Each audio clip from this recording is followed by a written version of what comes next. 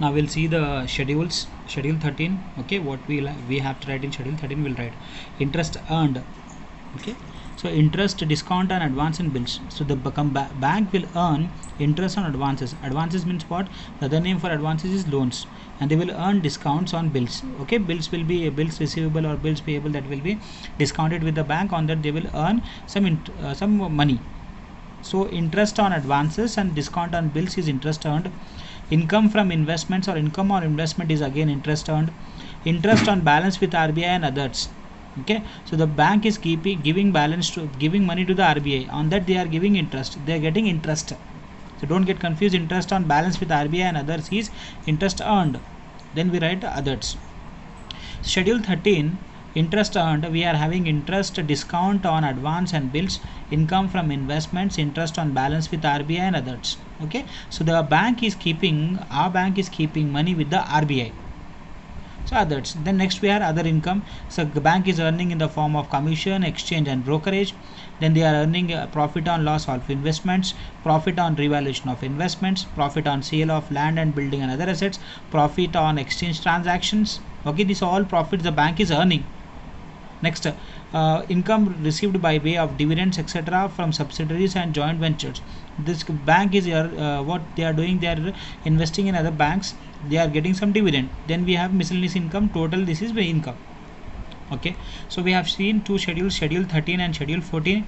13 schedule is saying interest earned. These are the main source of income to the bank. This is indirect source of income. So other income is indirect source, direct source is interest earned.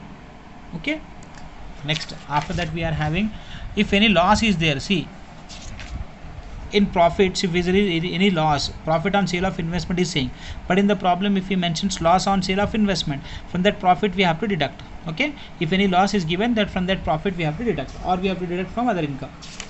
Next we are having interest expended. It means they are paying interest. The bank is paying interest. The bank will pay interest on deposits. The bank will pay interest on RBI and other inter borrowings. Okay, so the bank is paying interest on RBI.